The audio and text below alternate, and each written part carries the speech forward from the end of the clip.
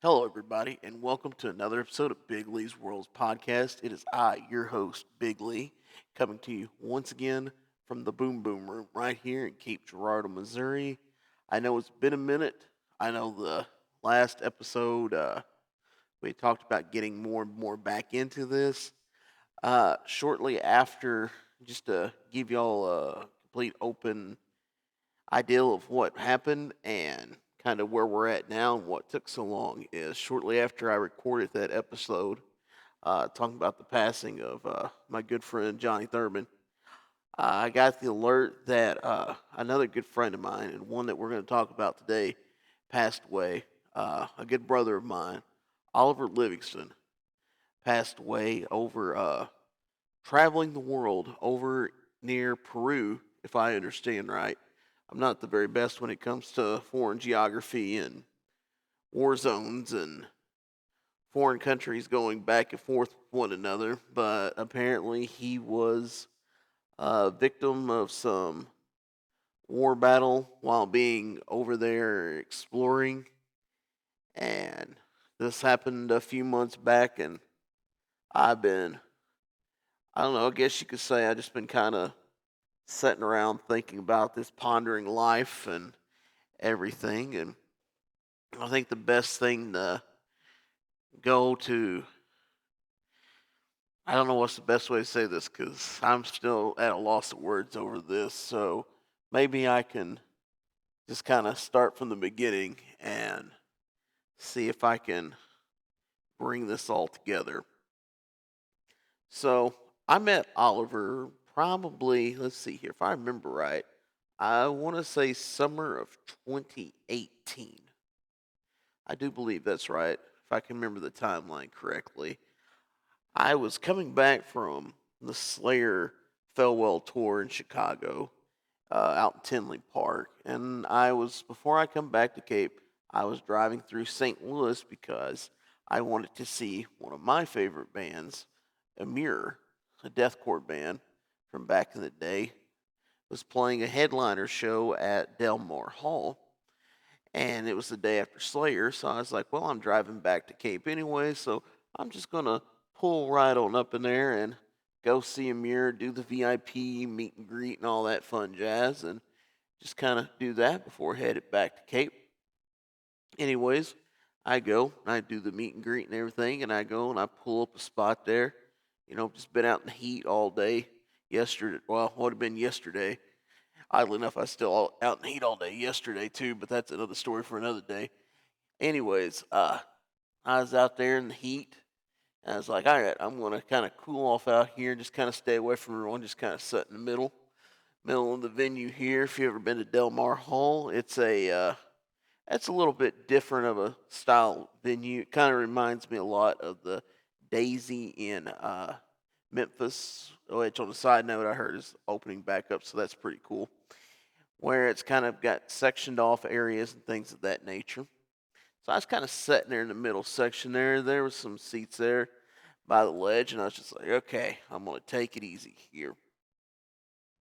Next thing I know, I'm sitting there. I feel a tap on the shoulder. Guy asked me, he says, hey, is anybody sitting over here? And I said, no, I guess you are if you want to.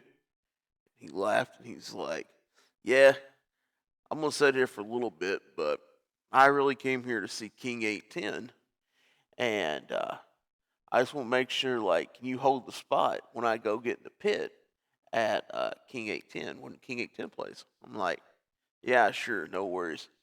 Now, for those of you that don't know, King 810 is not for sure, still is, maybe still is a band, but they were out of Michigan.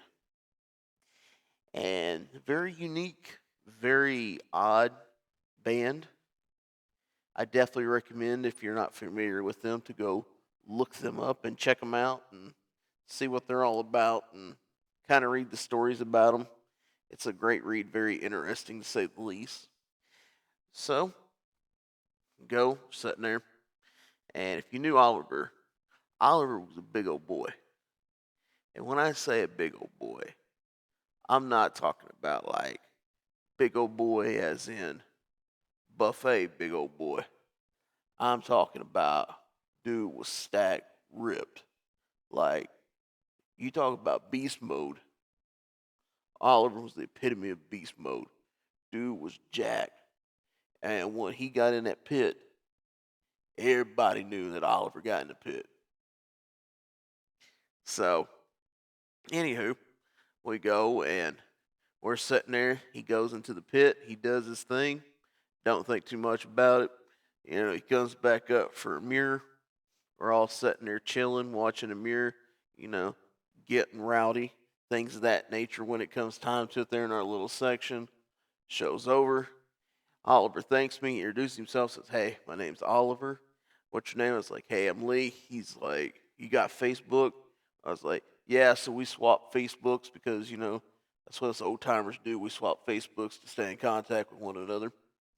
He's like, "Well, I'll see you down at the next show." I was like, "Yeah, go ahead. That sounds good." Anyway, so we become Facebook friends and we chat back and forth, and you know, we start to see each other at more and more shows. We'd see each other at the Firebird. I think what that place was called in St. Louis. Firebird's not anymore, but a small little venue there, a lot of metal shows. So I would see him there, and over that time, we become pretty close friends there.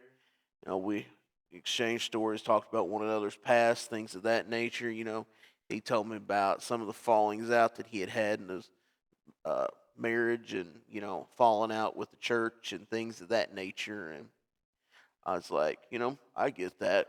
That makes quite a bit of sense and everything. So we just kind of changed our life stories and become really good friends about that. Then like I said, we'd always had that love of music that we could share back and forth with one another. And like I said, we see each other at shows, things of that nature. And it was like two peas in a pod. It seems like if there was a metal show in St. Louis, as soon as it got announced, one of us was hitting the line to the other person saying, "Hey, are you going? Hey, are you going? Did you get tickets? Have you got tickets? What's the plan? Is this happening? Is this not happening? Are we doing this?" So he said he was a great friend at the shows and outside the shows as well. One of I will be honest with you, Oliver was one of the first people that reached out to me when my dad passed away. He was one of the first people that reached out to me when I got the word that Johnny Thurman passed away.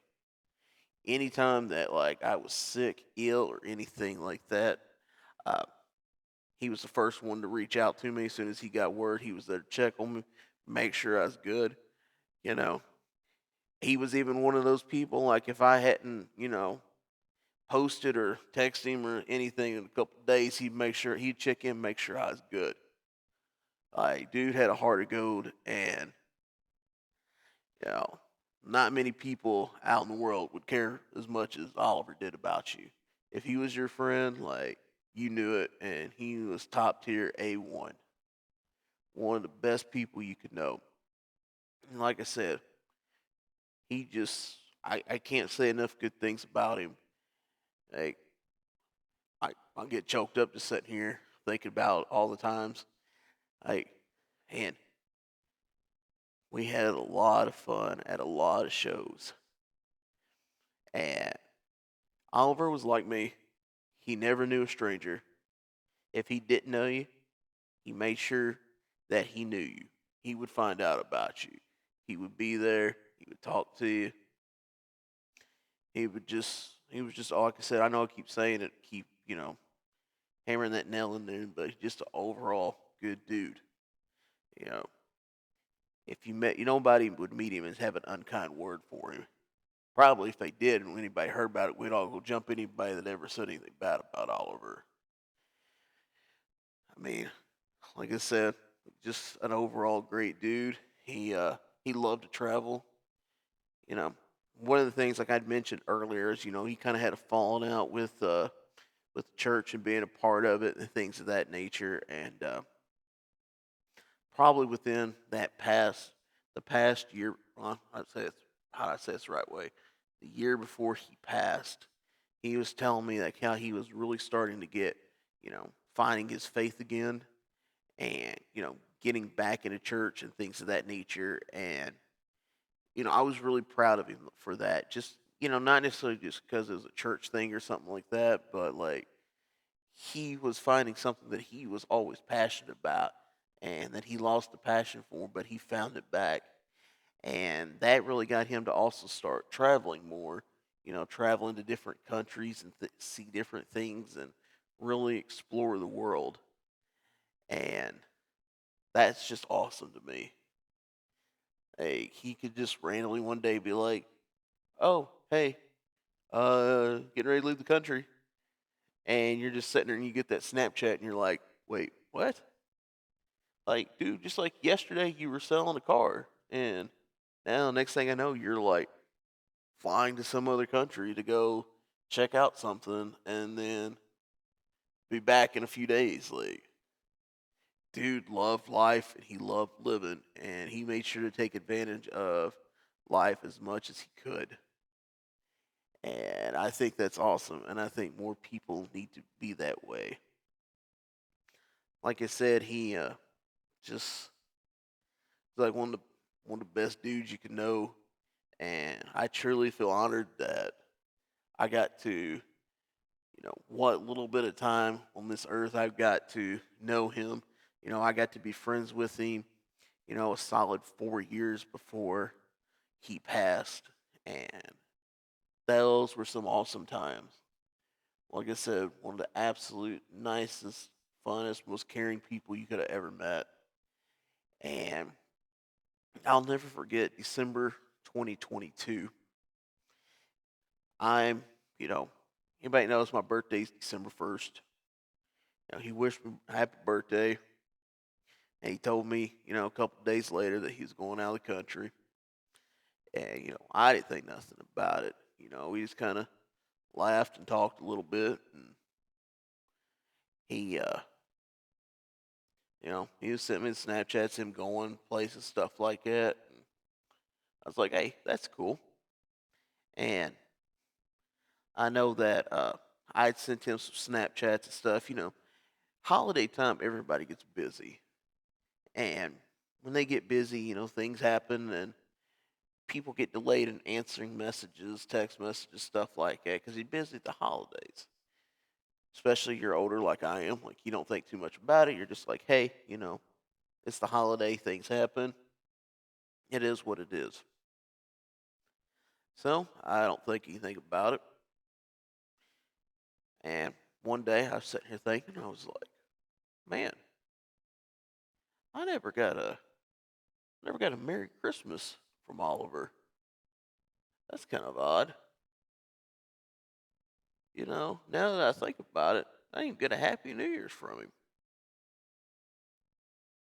I didn't even think that I remember seeing him post anything about Christmas this year or New Year's. That seems kind of odd. Hmm. I wonder what's going on. I wonder if something broke or something like that's not going through, or I wonder if he changed his number or something and just kind of forgot to tell us. Yeah, I didn't think nothing about it. I go, I go pull up his Facebook, see what's good, and I see a post that says, "I can't believe that this happened, and you know, it's crazy. I can't believe this." And I'm like, hmm, I wonder what this is about. So I could read a couple other posts, and then uh, I see that a lot of people start talking about how they miss Oliver, and he's gone way too soon and stuff like that. And I'm like, whoa, what happened here? So I put up a picture of me and him, and all kind of dumbfounded about the whole situation. I'm like, did I miss something here? Like, what happened? Like, did somebody he's kin to get hurt, or did he get hurt or something? And then, oddly enough, somebody messaged me out of the blue and told me that they appreciated the seeing the picture of Oliver, and I asked him. I said, "So what's going on here? Like, what's all this sad stuff about? Like, I haven't heard from Oliver in a few weeks.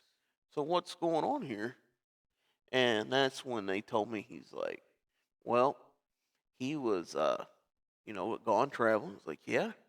And I guess there was some kind of battle or something, or war zone area or something going on, like, I believe it was the Peru border. And he had way it was explained to me is he'd got struck by some uh fire, some I don't know, like, gunshots, basically like war shots. And apparently in transit he passed. And I was shocked when I heard that, because I'm just like, wait a minute here, not Oliver. Oliver's too good of a dude to be taken away so early from us. Like, no, I can't accept this. This ain't right. I thought, well, maybe they're confused. Maybe they're thinking of somebody else. And come to find out, nope, they weren't. You know, hindsight, I don't know how they could confuse that to anyone else. I think when I got it, I was just in a state of denial, and I just, I don't know, like, it just kind of caught me off guard, and I don't think I wanted to accept or process it. And I mean, honestly, still to this day, like, I don't want to process the fact that he's gone. Like, I just, before I started recording this, I went through and scrolled his Facebook just to see, like, even now, it's been a few months since he's passed. And I'm like, okay, let me scroll through this here and see. One, if the chances there was all just a mistake in this, and maybe his information got mixed up with somebody else, and they got it squared away, and he's come back. And looking at it, like, it's still like, it just it just hurts my soul. Like, it just makes my stomach cringe going back and seeing some of these posts from that day. And I'm just, I don't know, like, it hurts. Because, like I said, honestly, like, I I don't have many good friends. I got a lot of acquaintances, but I don't have many good friends these days, it seems like. And those that are have been, a lot of them have been taken away from me. And Oliver was definitely, you know, top tier sergeant in arms, my crew. Like, I love that dude. That dude, is not a friend. That dude's a brother. That dude's family. And it's just crazy to me still to think that he's gone, knowing that dude was living right. Like, dude was eating good. He took care of himself. This past, like I said, that past year, he was getting himself right. Like, he refound his faith, which made him happier. And, whatever he did to make himself happy, like, that made me happy for him. Like, I was ecstatic for him that, he found, like I said earlier, he found something that he cared about. He kind of lost that, due to people involved in it, but he refound his passion and his faith, and, it made him happy. And that's super cool to me. You can believe what you want to believe as long as, you're not hurting anyone else and you're doing good. You're trying to do good work, you're good people. Like, that's awesome that you could find something that you're passionate about like that. Luckily I did get to see him. I guess it would have been maybe a month and a half before he passed. I did get to see him at the Hate Breed show at Pops in East St. Louis. I think that was the last time I got to physically see him, and we got that hug and everything. So I guess it's just one of those things in life. It's just like you never know you know, when your last day is going to be. You never know if tomorrow is promised to you. So, I mean, I don't. This one, like I said, I did. I've been putting off and putting off talking about this. Like, like I said, this one hurt, and it still hurts. And I think about Oliver all the time. Like, how many times said I want to pick up that phone and be like, "Hey, this show's still coming up. Hey, what time you can get here to this show? Like, you want to kick it beforehand. Things of this." And then it's like, look, dude's gone. Like, I don't have that feeling. It was the same with Johnny Thurman. It's like, yo, the show's coming through. Like, hey, let's go. Like, I wanted to tell, like, one of the things like I'll probably talk about in a later episode is one of a favorite bands of mine is called Terror, and I'll get into the reasons why like it never happened for so many years. Down another day, but Terror got to play their first show in St. Louis in like 8 years earlier this year, and I remember Thurman and I and Oliver and I talking that like we'd probably never see the day that Terror would play St. Louis again, and Terror played there, and all I could think about is, yo, Oliver should be here with me, Thurman should be here with me. We should all be experiencing something like this together. And it's like I'm here by myself because two of my brothers are no longer here with us. And even though it was a special moment, it's it still felt like it was missing. Although spiritually, like I felt like they were there with me, but them not being there physically still, you know, it still hurt. But I know that they were there with me spiritually, and they could, my what happiness I had of it, could share with them. And like I said, the world's a crazy place. You just like I said, you never know when someone's last day is going to be, and especially, one thing I've started to learn is that when they say the good die young, uh, I started looking at some of the good people that I've had in my life, and I'm really starting to realize that that was not just an old saying, but it is something that apparently is held true.